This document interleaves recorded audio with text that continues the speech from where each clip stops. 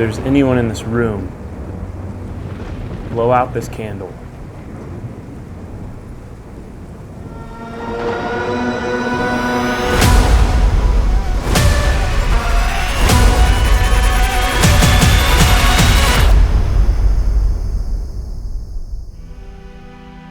Hi everyone, my name is Trent and I live and travel out of my van all across North America. And along my travels, I often stumble upon creepy, abandoned, or even haunted places. And today, I am at the historic and supposedly severely haunted Stanley Hotel. This is a place where many years ago, Stephen King, one of the most renowned horror authors out there, stayed at and had such a nightmarish experience here that it inspired him to write The Shining, which is one of his best-selling horror novels. And on top of that, there are so many stories about ghostly apparitions appearing in the hallways and spooky stuff just happening all around this hotel. And we're gonna dive into that tonight when I stay at the Stanley Hotel in one of their most haunted rooms all by myself.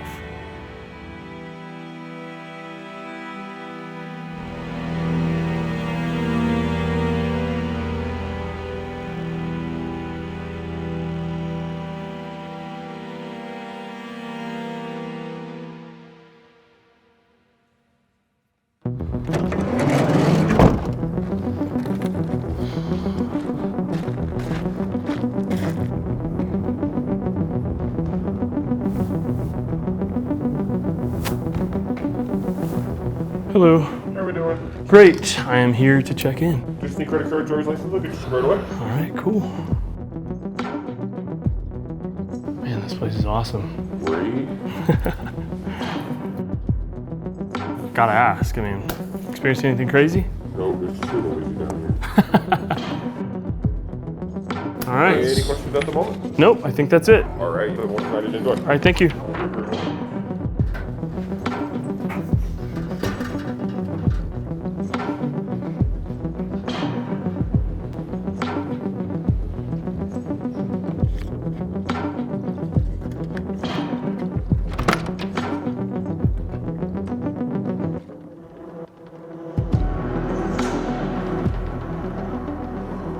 Wow. This is both beautiful and spooky. I cannot believe I am here right now. This is a place that I have been wanting to go to for a very, very long time. Specifically, this room right here, which is called the Cowboy Attic. And if any of you guys out there follow paranormal investigator YouTubers, you would know that Sam and Colby, one of the biggest paranormal duos on YouTube, have come and stayed in this very room twice. And those are some of their most watched videos because of the crazy things that have happened in here.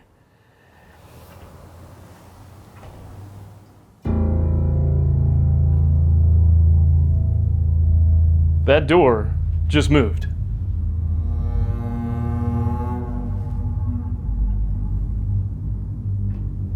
This door is moving. Hold on. Let me grab this camera.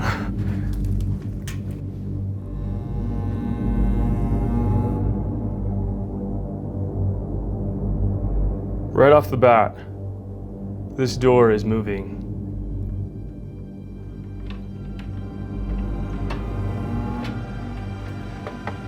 And there's nothing in here.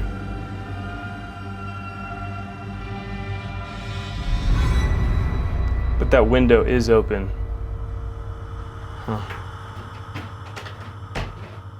This window is open, which could be causing some sort of vacuum inside of this room, making that door over there move a little bit. I'm willing to bet that that is the case because I can see the door moving right now. Let's see if we close this window, if it stops. Yeah, it stopped. Debunked.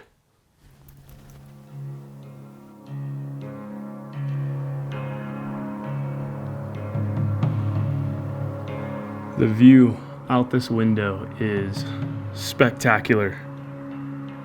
I can see my van down there, I've got a good view of the maze out front. And then over this way is a bunch of snowy mountains. I was also looking at the forecast before coming up here, and there's actually supposed to be a very severe storm coming in tonight and through tomorrow, which I'm kind of excited for. I just think that would really elevate my experience here in the Stanley. It would just up the spooky vibes, you know? I can see it rolling in past those snowy mountains now. I hope it really follows through, because that would be really fun.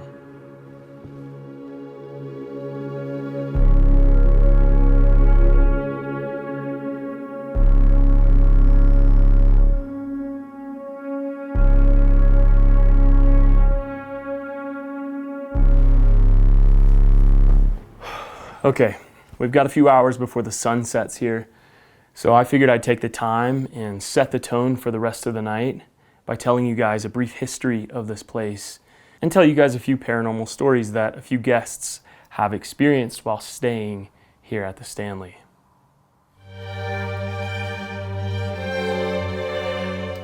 A man by the name of Freeland O. Stanley, who's known for creating a steam-powered car known as the Stanley Steam Engine, came to Estes Park, Colorado with his wife, Flora, in hopes that high elevation and fresh air that the Rocky Mountains offer would help clear Freeland's tuberculosis, which apparently it did after just one summer of being here, which I think is pretty cool.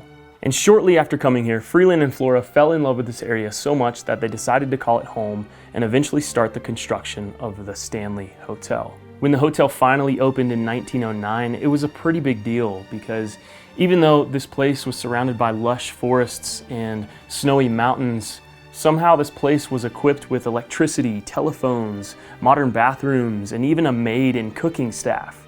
So this place attracted a lot of notable and rich people over the years, including a man by the name of Stephen King, which is something I mentioned at the beginning of this video, but essentially, Stephen King and his wife stayed here in the fall of 1974. It was the brink of winter, and there was a brutal snowstorm when Stanley and his wife arrived here. And the hotel was getting ready to close for the season because this place didn't have heat at the time. So when Stephen and his wife arrived at the hotel, they were told that if you were to stay here, just know that you guys are the only ones staying in the hotel. But they needed a place to stay for the night, so they stayed here anyway. And after walking up to the second floor to their room and wandering these eerily lonely, empty hallways to room 217, they laid down to rest for the night. And that night, Stephen King had a nightmare about a fire hose chasing his son down these empty hallways of the Stanley Hotel. He jolted awake in a sweat after this nightmare and sat at the end of the bed and had a cigarette while he collected himself. And this is where the entire storyline of The Shining was created.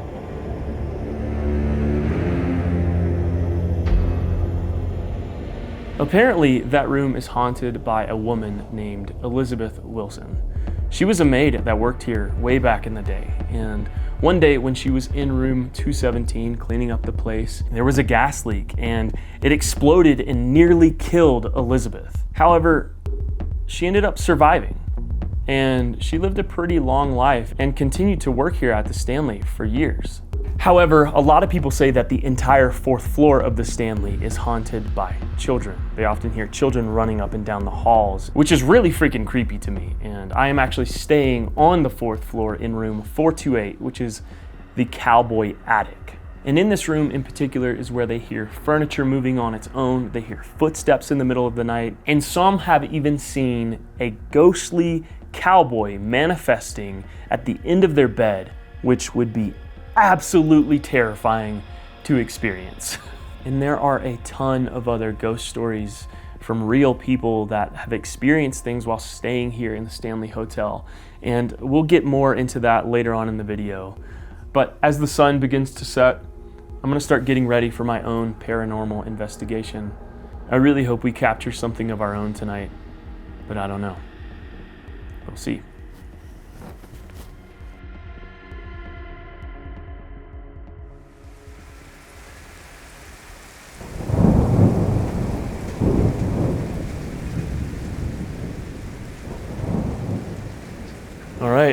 It is officially nighttime, and before I do my investigation in this room, which will kind of be the finale, I want to go explore the rest of the hotel, walk down the hallways, go to the Stephen King suite.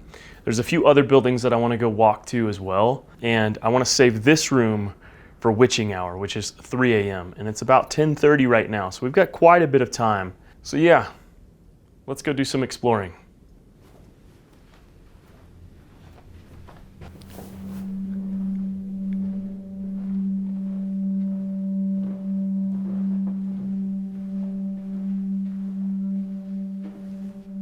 Now, I don't know if I mentioned this earlier, but this actually isn't where they shot The Shining. It's just where Stephen King got the inspiration for the book The Shining. And they actually shot The Shining at a hotel over in Oregon, but this place still holds a very spooky vibe to it, but it's also at the same time really beautiful. Like, these hallways are so elegantly designed, but also at the same time, they're kind of spooky. And maybe it's because of the lack of people in the hallways. I don't know. It just has like an eerie vibe to it. And it's awfully quiet.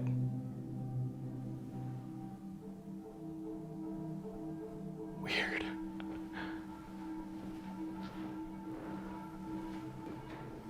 Now, this hotel offers ghost tours, which I feel like is pretty standard for a haunted hotel, you know? But the craziest thing that they do here is they have seances in this room every Wednesday, which is freaking crazy to me. So if there's not anything haunted here now, I mean, they're probably summoning something every Wednesday. Wow. This looks crazy. They've got a Ouija board, a doll, spooky freaking pictures. That's freaking wild. That is wild.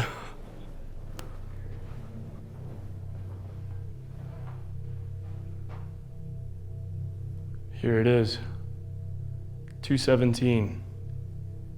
The Stephen King suite. This is the room where Stephen King stayed in many years ago and had his nightmare that inspired The Shining. Now, unfortunately, this room you have to book months in advance, so I wasn't able to stay in it. But honestly, I'm not too upset about that because based off the stories that I've read, it doesn't really seem like that room is very haunted. I mean, there was a lady, Elizabeth Wilson, who was a maid here many years ago, and there was a gas leak that exploded, and she got really injured, but she survived and ended up working in the hotel for many years after that, until one day she went home and died in her sleep. And some people say that she came back to this hotel and now haunts that room, and is maybe why Stephen King had his nightmare. But for me, I don't know, something about that just doesn't add up. But outside of that, to my knowledge, that room's really not all that haunted.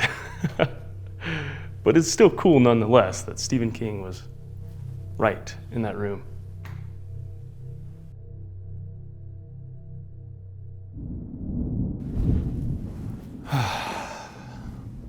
So I decided to come back to the hotel room because, I don't know, once you've seen one hallway of this hotel, you've kind of seen them all. So I wanted to go outside and walk around a bit, show you the other buildings a bit, but it started raining.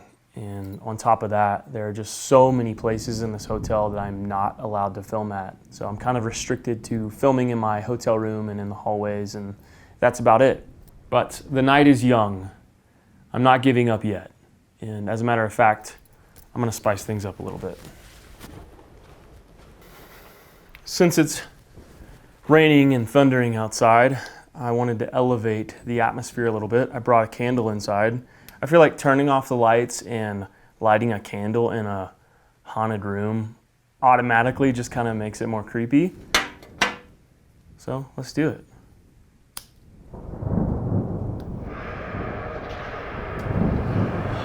Okay.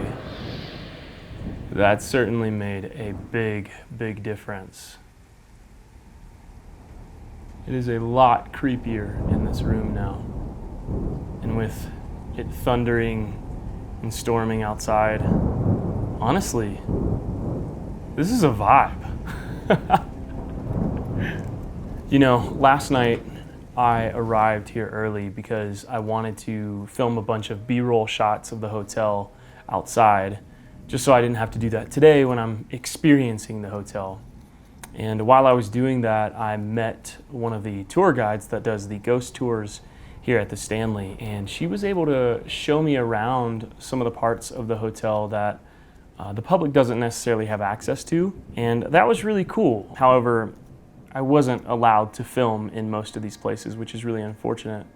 However, she did take me into the concert hall building, which is supposedly one of the more haunted buildings in the Stanley Hotel.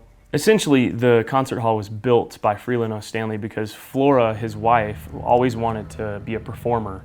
So he built this building for her to perform at. And now people claim to have seen Flora's spirit walk across the stage in a white dress, which is pretty creepy. The first floor of the concert hall wasn't really all that spooky to me, but when we got down into the basement is when it started getting a little eerie. It's a dark basement, and there's this story that the tour guide was telling me that kind of piqued my interest a little bit. It was about this girl back in the day, this homeless girl that apparently snuck into the concert hall basement and was living down there for a very long time. And every night when security would come in and start locking up the concert hall, this girl would hide behind this door, which was an access way to the underground tunnel system that the Stanley has up under it. And she would hide in there until the security left, and then she would come out and live in the basement throughout the night. However, one day the security ended up finding her living down in the basement, and they kicked her out. And at the time, it was wintertime, and in the winter here in Estes Park, it gets really, really cold and really snowy. So she ended up freezing to death and dying. And supposedly, she haunts the basement of the concert hall and even the Stanley Hotel. And the most intriguing part about it all for me is the fact that they claim that she really likes Dum Dum lollipops. So much that if you put a Dum Dum lollipop in the palm of your hand standing up like this, she'll play with it. And when I was down in the basement with that tour guide, she was showing me this, and she put the Dum Dum in the palm of her hand, and it was going back and forth, which I thought was really strange. But every time I turned the camera on, it would stop moving, which I thought was really, really weird. Now, after analyzing this a little bit, I just assumed that, you know, if you put the Dum Dum in the palm of your hand, there's a lot of blood vessels in your hand, and when your heart beats, it's naturally gonna make this Dum Dum move a little bit. But the way that it was moving for her looked so unnatural. It literally was going like this and this. But for me, it's like these small micro movements. You see that? So I don't know. I can't really explain it, but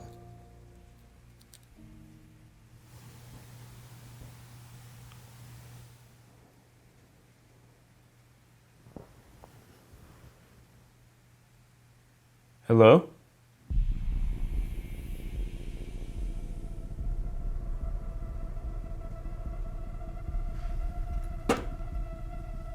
I thought I just heard something over there.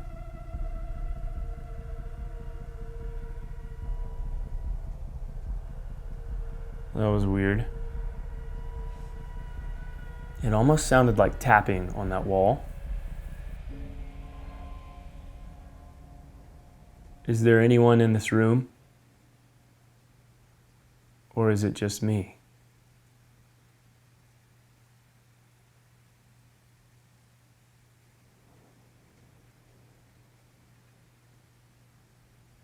If there's anyone in this room, blow out this candle.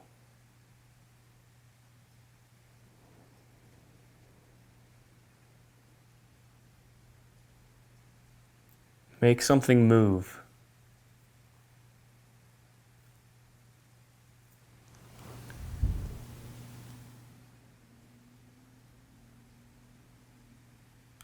See, I just heard a thud within this wall. But to be honest, I feel like that could have been someone shutting their door below me and it just carrying up the pillars of the hotel, because these doors shut really, really hard.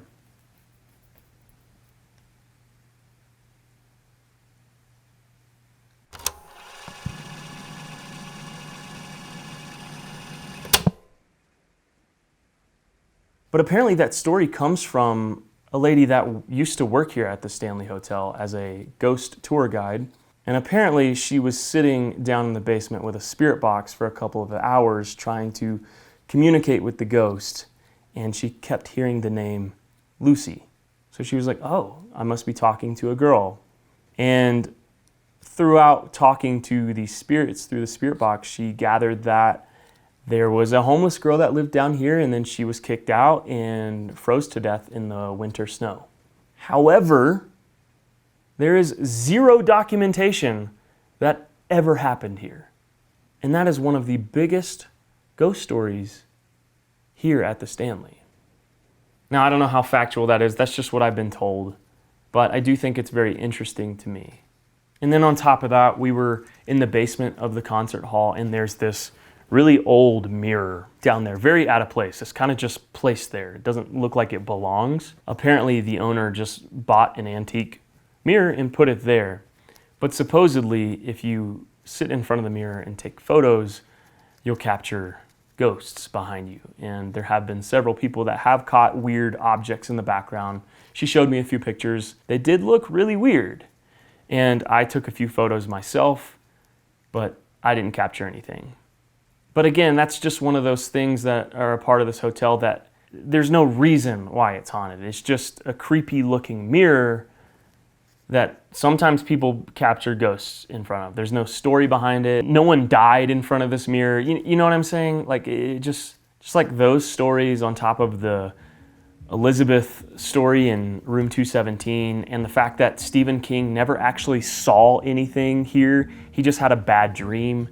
It's just all so strange to me that this place is considered one of the most haunted hotels in America, yet all of these ghost stories don't really add up.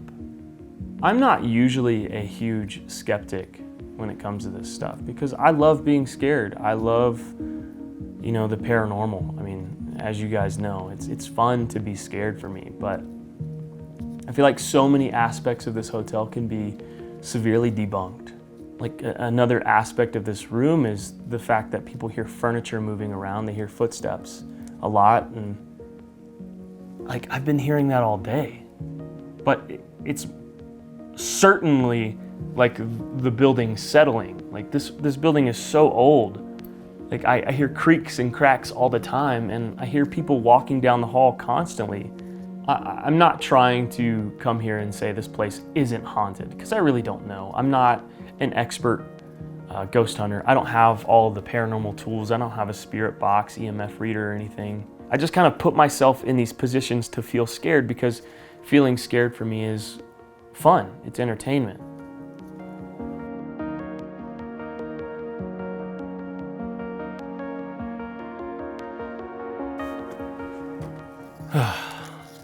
I don't know.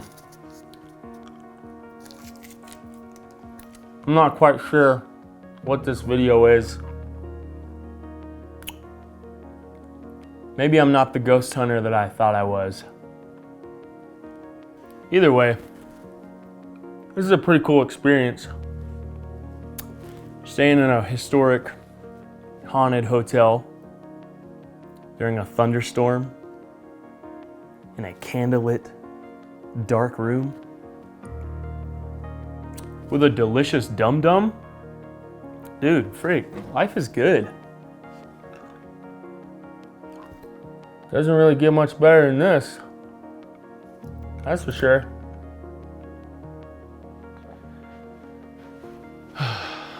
Okay, folks. I am going to start getting ready for bed now. It's getting late. I'm getting tired, and not much is happening here in the Stanley tonight. But even though I'm not experiencing a bunch of paranormal activity, I really am still having a good time here. The vibes are immaculate right now. But I'm gonna get some sleep. I will catch you guys in the morning.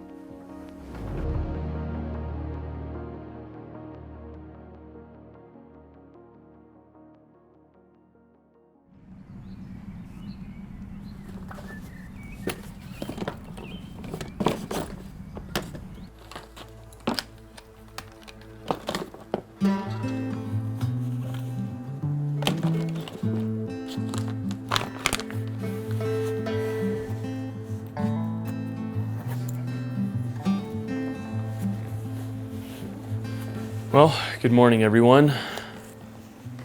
I am packing up to get ready to leave the Stanley Hotel after probably one of the best sleeps I have ever had in my entire life. That bed is actually incredibly comfortable. And unfortunately, I didn't wake up in the middle of the night to any spooky ghosts.